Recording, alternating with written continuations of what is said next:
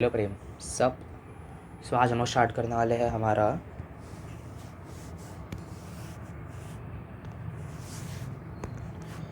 High weightage easy chapter 12th का second चालू करेंगे, विच इज़ रिप्रोडक्टिव हेल्थ। तो कि थोड़ा सा टैब लैग कर रहा है, but I guess that's okay.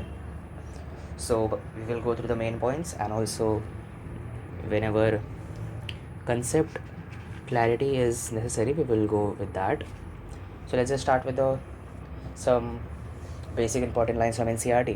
So first things first, what is reproductive health? Reproductive health is basically when your organs are functioning normally and they are healthy. That is what you call as a perfect reproductive health. But WHO is naughty. So he said, I'm going to complicate this. So he complicated this statement by saying that a person is only reproductively healthy if he is healthy in all aspects of physical, behavioral, psychological, emotional, and social well being.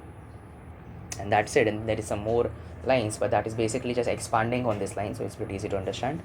Reproductive health India was one of the first countries to start exploring this concept, and the programs are called as family planning, which were again and again revised upon and was later called as, even now, RCH, which is reproductive and child healthcare programs, which basically focuses on facilities, support, and awareness. Now, there are obviously multiple ways to spread awareness about this. There can be audio, there can be visual, there can be print media, and whether they're governmental or non-governmental, everybody is basically can spread awareness about reproductive health. So one of the concepts that we need to talk about is amniocentesis.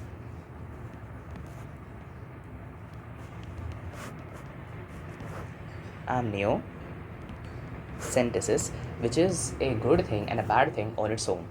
It's a good thing because you can basically use this to check whether the fetus has any problems like hemophilia, sickle cell anemia, or color blindness. If he has these problems, that you can know this beforehand. Or this is a bad thing in the past times, or I guess even now in some parts of the country, where people use this to identify the gender of the baby, and if it comes out to be female, they will basically follow it by abortion.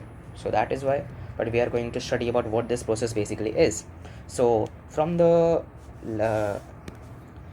name of the process, amniocentesis, we can understand that we are going to take the amniotic fluid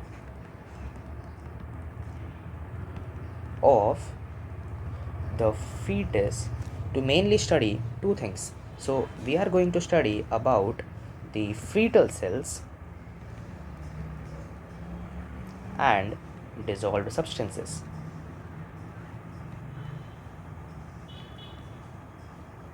And by analyzing these two things, we will basically be able to identify if he has some kind of rare disease or any hereditary diseases like sickle cell anemia, Down syndrome. We have these are basically some genetic disorders. You have also read this in Principles of Inheritance and Variation. And then we have some more important lines like Saheli, which is a new oral contraceptive which is formed in India in the CDRI, Central Drug Research Institute, and some important lines about the population stabilization and birth control, in which we can understand the number in a pretty easy way. So let's take another color. Let's start with the world and India. We are going to take the years and the population. So for first year, I'm going to take in 1900, where the population was around, I think, 2 billion. Okay, the population at 900 in the world was about 2 billion, and we don't know about this as per NCERT. In 1947, at the time of independence, we don't know about this, but we know about this. This was around 350 million, and then by the time of 2000, this has increased to 6 billion, and this to 1 billion.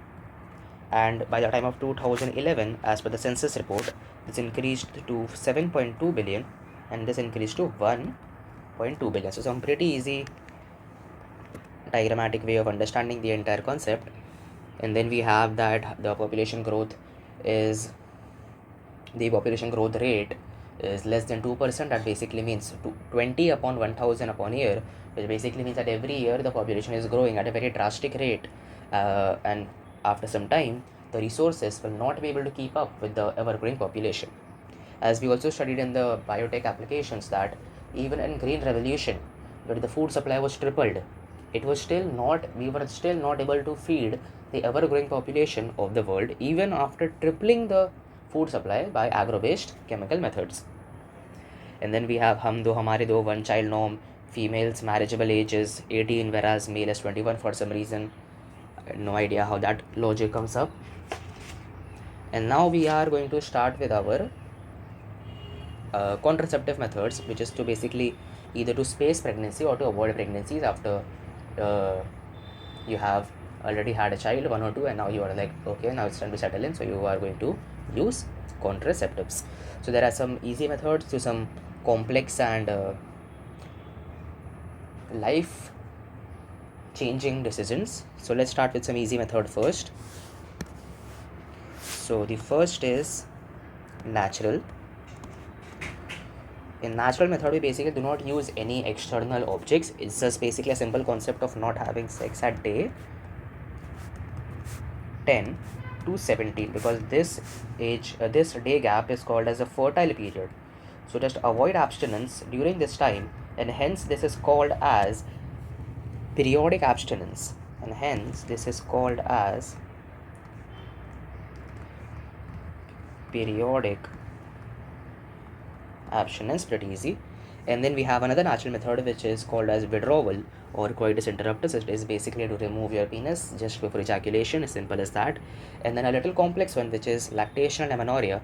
This basically means that after a child is born, we have already talked about this in human reproduction, which is during pregnancy the differentiation occurs in the mammary glands, and then by the end of pregnancy it starts to lactate.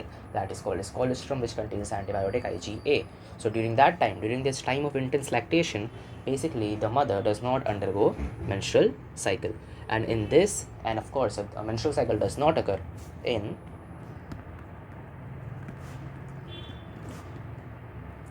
lactational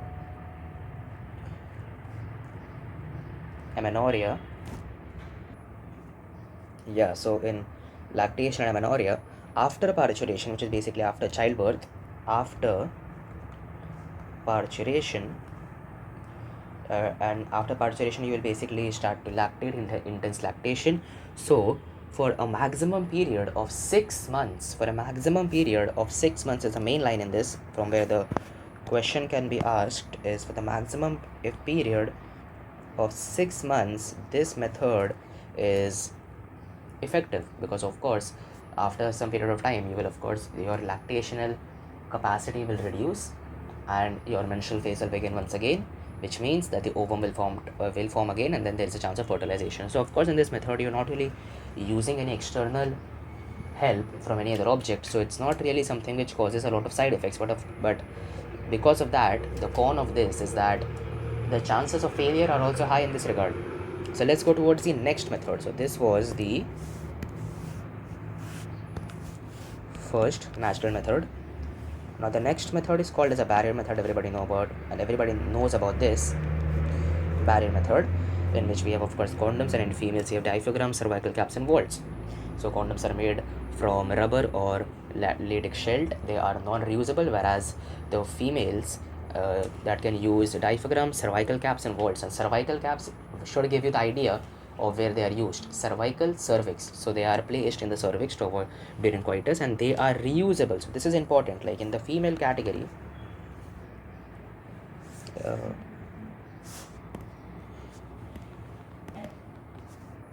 when I talk about this is by the way for males and females.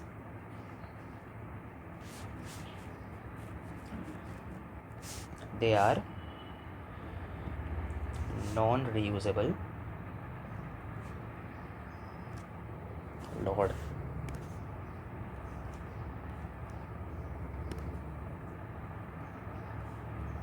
this lag is crazy. Whereas the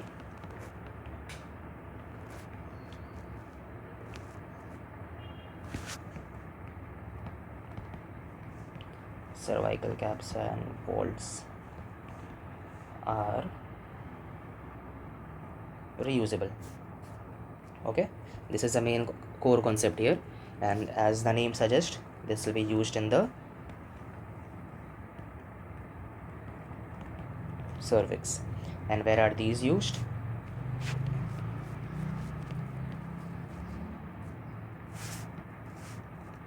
Vagina or cervix for females, and of course the penis for the male. Okay, so let's continue. So now we have the two core concepts, because these were the basic stuff. The two core concepts come when we talk about, let's take another color, IUDs and pills.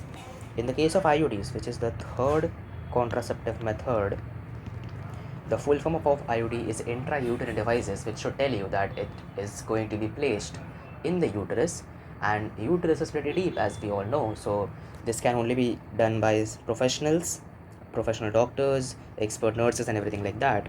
So there are three types now. There is, first is the non-medicated. Okay, why did I write mom?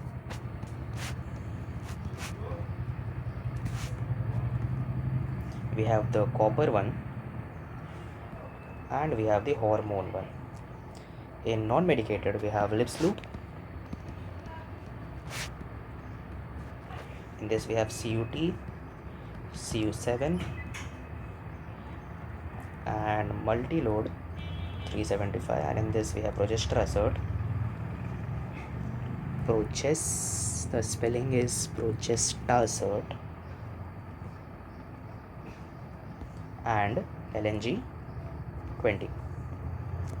While all of these have, of course, the primary function of increasing the phagocytosis of sperm, which is basically the entire female system out here trying to kill the sperm.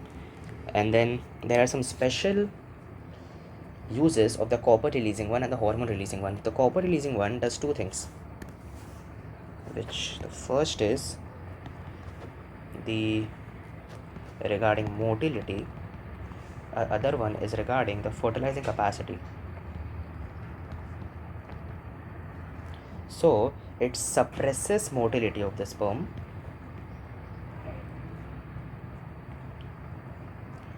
I think there's only a single essence, no, that's right, and reduces the capacity of the fertilizing capacity of the sperm.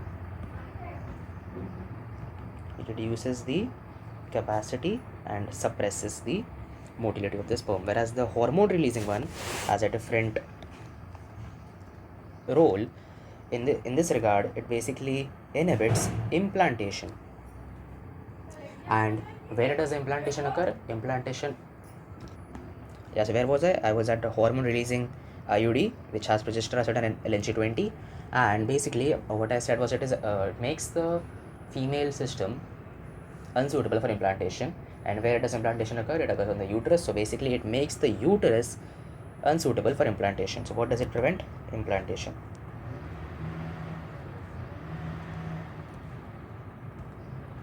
It prevents it, and the other thing that it does is basically makes the cervix hostile to the sperm.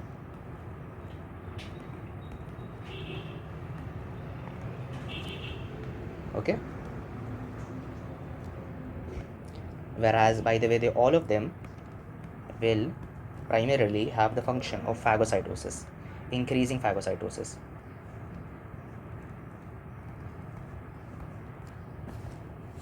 This was everything about IUD, and by the way, IUD is the ideal contraceptive, which is accepted by the majority of females. Let's talk about pills, tablets, injections, and everything. So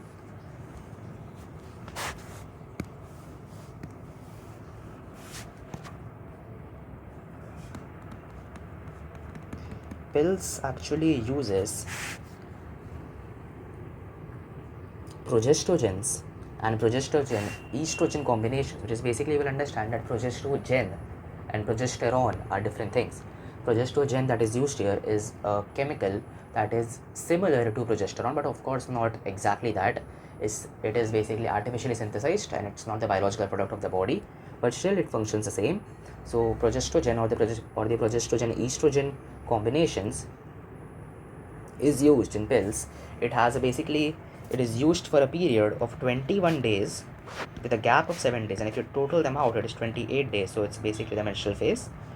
This basically covers the entire month, and it is usually started in the first 5 days of the cycle. And this actually is even more crazier than the hormone releasing IUD, because it has 3 functions. The first function is it inhibits ovulation, it inhibits implantation, and finally it alters the quality of the cervix mucus.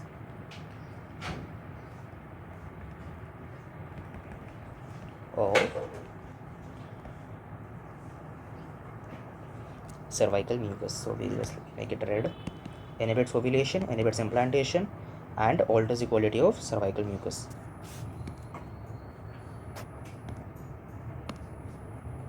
And now we have a famous pill called as Saheli, created in India. As I just told you before, CDRS, Central Drug Research Institute in Lucknow, India, created Saheli, which is a non-steroidal application. Like, what does that mean? Because the pills that are usually created, as I just told you, are progestogen estrogen combinations, which are of course steroids. But Saheli, which is a new oral contraceptive, which is this, is a once a week pill, and it has very few side effects and a high contraceptive value, and it is even made from non-steroidal preparation. So now let's talk about injections and implants. Injections and implants are basically very similar to pills, but they are basically more severe than pills. They are used under the skin, like the implants and injections are taken under the skin, and they do the same thing. The effects are same. They inhibit ovulation, inhibit implantation, alter the quality of the cervical mucus, but the effective periods of them are much longer. Okay, so this basically consists of everything. But and of course, there are many ill effects that we'll talk about later.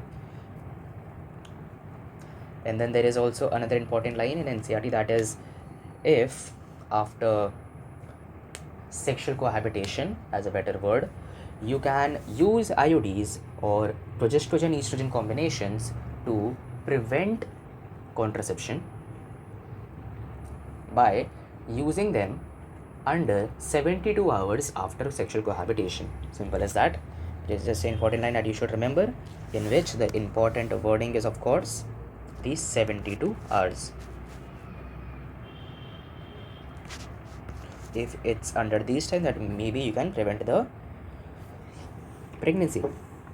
And now the last, which is the craziest one, which is going to be sterilization, surgical method.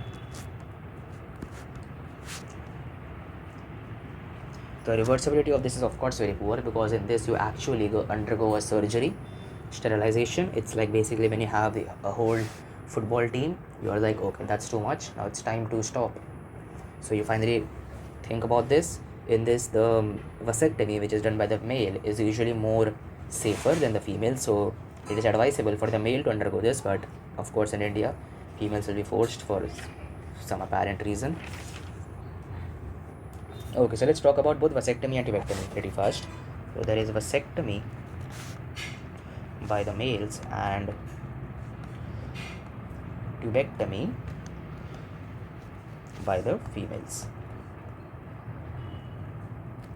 So in vasectomy, what we cut or take out is a vas deferens, a small piece from vas deferens, and in this it is the fallopian tube.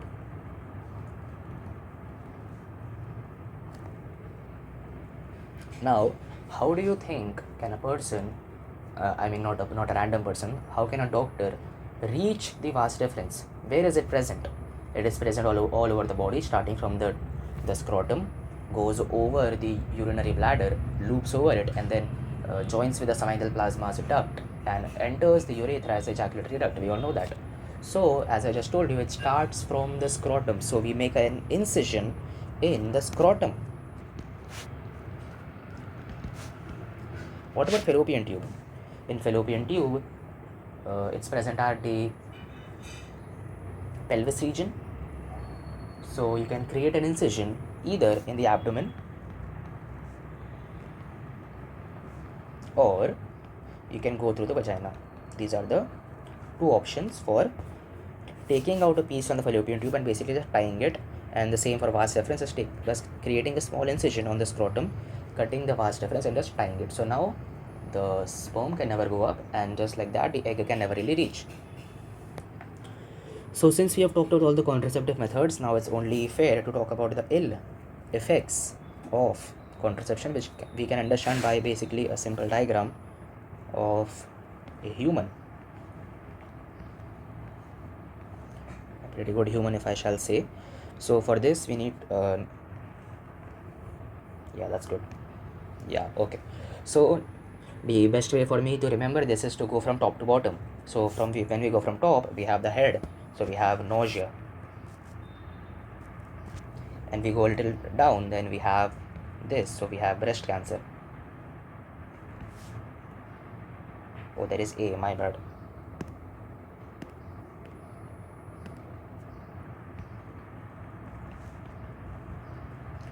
And when we go a little more down, we have abdominal pain.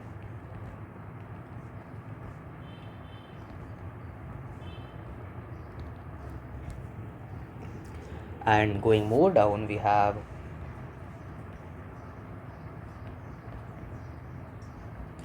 breakthrough bleeding and irregular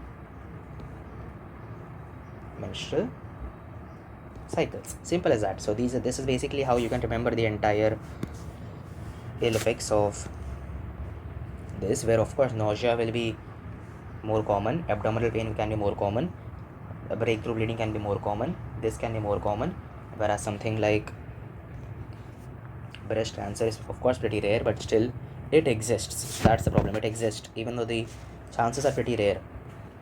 So the next are just some important lines in the MTP, the medical termination of pregnancy, in which the understanding is that abortion during the first trimester is relatively safe. In the second trimester is only advisable by if you are basically, if two registered practitioners are there to suggest that it's better to or better, or we can say it's basically safe to undergo abortion within the first two trimester. The first one is pretty safe, so for the first trimester we need one doctor, for the second trimester we need two doctors, and after that it's just crazy, that just becomes stillbirth then. So in just this we should just remember one thing, which is going to be that in MTP just a single concept is that if there are like 250 million babies are made every day, out of these 45 to 50 million of them undergoes abortion. So that is why we get the NCERT line that 45 to 50 million of babies undergo abortion, and this is of course in a year. And this, if you do some simple maths, this is basically 1/5 of the entire pregnancy. 1/5 of the total pregnancies are gone through the process of abortion. And this was legalized in India at 1971. I don't know if NCERT, if NEET will ask the year, but it's always better to know. 1971 we talked about this. If it is less than 12 weeks, one doctor. If it is more than 12 weeks and less than 24 weeks, which is more than one trimester but less than two trimester, two doctor. And then after that it's just stillbirth greater than 20 weeks. And some stupid stuff that we already know since 8th, 9th, 10th. And now we can go towards the sexually transmitted diseases.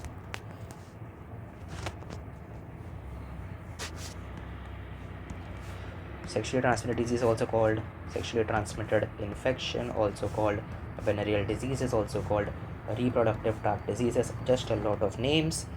And some examples that we have been given is a lot, and also this can also be pretty hard to remember for some people, so including me. So that is why I create these easy things, which is, wait a minute, let me, yeah, I guess it's all right.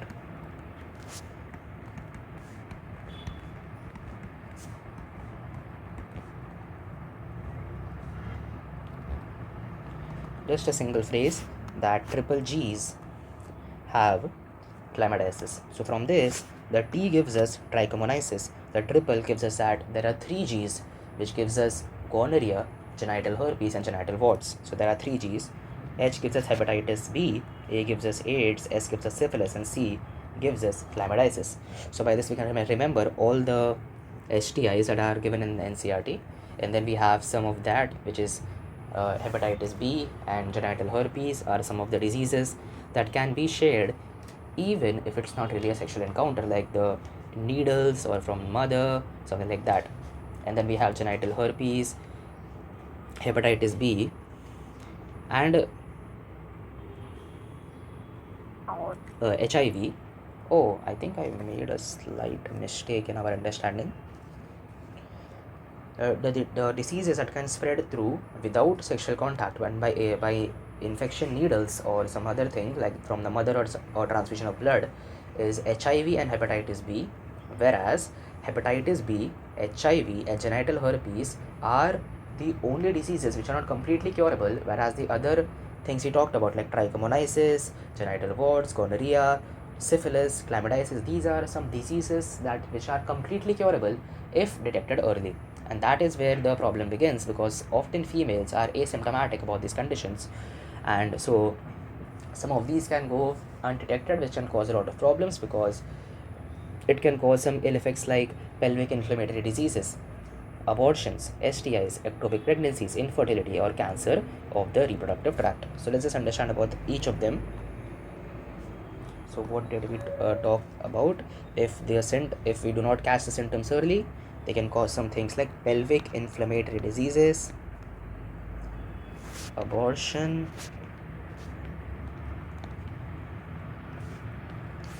stillbirth, ectopic pregnancy, infertility,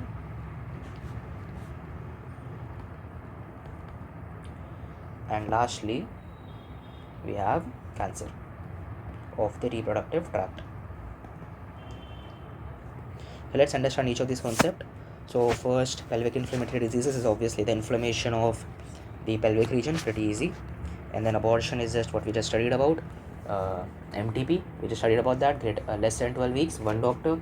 Greater than 12 weeks, less than 24 weeks, it is 2 doctors, and that is basically abortion. What is stillbirth?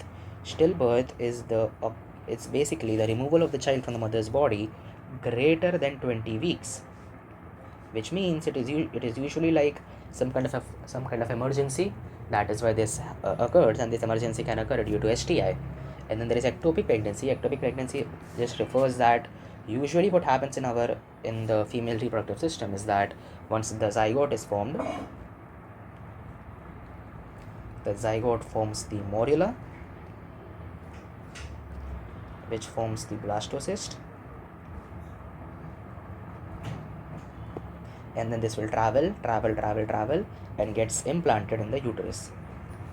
But ectopic pregnancy is the anomaly where this does not happen, which means that the blastocyst will not get implanted in the uterus, but somewhere around fallopian tube. For example, if the blastocyst gets implanted in the fallopian tube, that is basically ectopic pregnancy.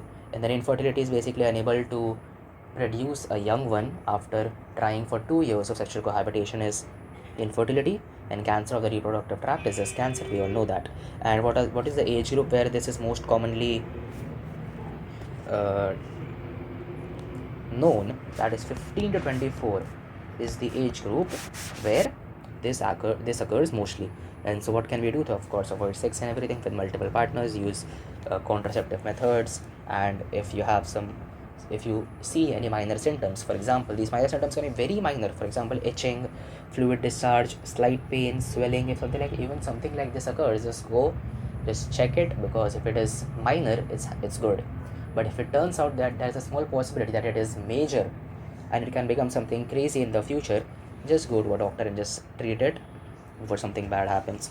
Now, infertility is basically, I just told you, after 2 years of sexual cohabitation, if you're not able to produce a young one, that is basically infertility, unable to produce a young one. So this can be due to drugs, diseases, immunological, physical, psychological, congenital. Okay, and if you have these issues, you can go to infertility clinics. But if infertility clinics does not work, if you need something more than that, then that is where ART comes around. And ART has a lot of stuff. So ART is like the final method so of how you can create one. Let's just start here. ART is assisted reproductive technologies, in which we have a lot of stuff. For example, we have in vitro fertilization, we have in vivo fertilization.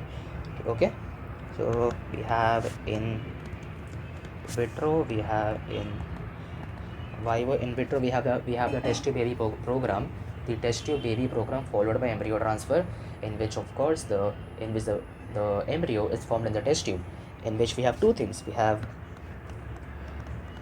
ZIFT and we have IUT, and in vivo we have GIFT. Okay, in ZIFT is basically when you take the sperm, when you take the ovum and you mix them in the test tube, and the embryo is in the 8 to 16 blastomere stage, which is basically the morula. If the embryo is in the morula stage, you can call that as you go through the ZIFT. Whereas if it is greater than 16 blastomeres, then you go towards IUT. So some simple stuff. If this is 8 to 16 blastomeres, and if this is greater than 16. But as GIFT in vivo fertilization, which means inside the body, if for example a female cannot produce the egg but can provide the conditions which is suitable for that egg to grow into the embryo and then into the fetus and then comes out as a baby. If she can provide the conditions but cannot create one, she can undergo the gamete intrafallopian transfer, GIFT, in which she would get the egg from another female, put it inside her, and then she will be able to make it into a fetus and then eventually comes out as the baby. Whereas GIFT is a zygote intrafallopian transfer and IUT is an intrauterine transfer, which makes sense because if it is greater than 16 blastomeres, what would you do by taking her in the fallopian tube? You will put her in the uterus, because if it is already pretty mature. But if it is in the 16 to 18, you put her in the fallopian tube,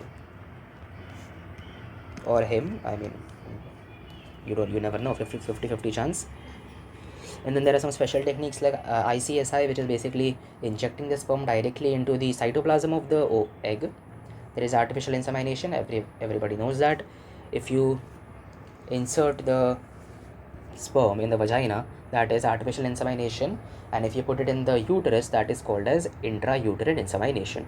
And of course, these are some pretty crazy surgeries or some techniques which requires professional, and just don't go around doing the surgeries from a druggist or something like that. And that is basically the entire chapter.